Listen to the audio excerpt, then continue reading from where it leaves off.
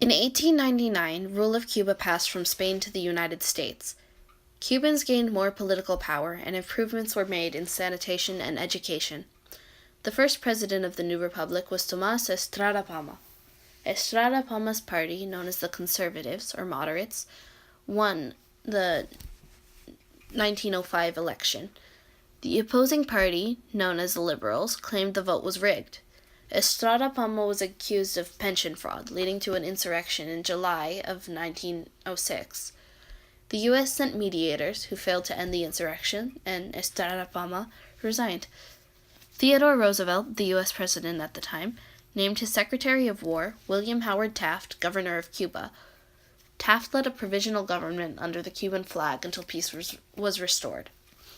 The insurrectionists disbanded, and the U.S. left Cuba in 1909. Similar events played out over the next 20 years, with accusations of government corruption and repeated U.S. intervention. In 1925, Macardo took office. He would become Cuba's first full-fledged dictator. In his second term, martial law was declared, and freedom of speech, press, and assembly were suspended. The country was hit with an economic depression in the early 1930s, and after a failed attempt to stabilize the price of sugar, opposition to Macardo increased. In response, Macardo became harsher.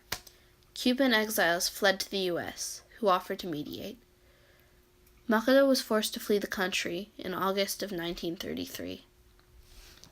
In the following years, there were many presidents, most controlled by Batista, a sergeant in control of the army after Macardo's downfall.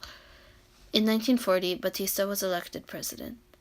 In 1944, Batista lost power, and Cuba was once again faced by economic troubles and government corruption. In 1952, Batista overthrew the government without bloodshed. 2 years later, Batista closed Congress and called for elections, and was elected as president the following year. Batista lost support from the government and agricultural industry shortly after. Fidel Castro was a Cuban revolutionary leader and a candidate for the Cuban People's Party in 1952. A year later, in 1953, he led around 160 men in an unsuccessful raid on the Santiago Army barracks. Most of the attackers were killed, but Castro and his brother were arrested and later given amnesty.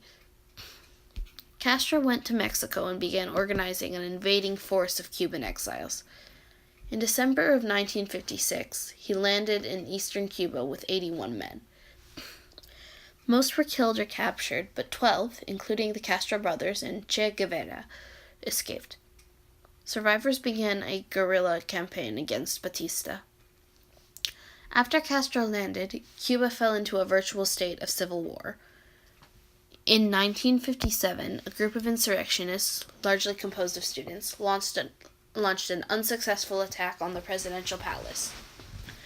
Trade unionists attempted to provoke a general strike, but failed. Batista suspended constitutional guarantees such as freedom of assembly and freedom of expression. An uprising in Cienfuegos allowed for the city's naval station to fall into the hands of rebel officers, and more than 100 people were killed when government forces retook the city. The U.S. imposed an arms embargo on Cuba and suspended delivery of nearly 2,000 rifles to the Cuban government. Batista took advantage of the violence to postpone the June 1958 presidential election, which was rescheduled for November. Communist groups called for a strike, which once again failed. Batista launched a military force against Castro, believing that the strike's failure showed a decline in support for the rebels, but government troops failed to take out Castro's forces and were forced to retreat. Fraud occurred in the next election, and Batista's choice, Rivero Aguero, was declared the overall winner. After the election, Batista lost support. While the army remained loyal to him, it had become less combat effective to the point where Castro's forces could match government forces and often had superior equipment.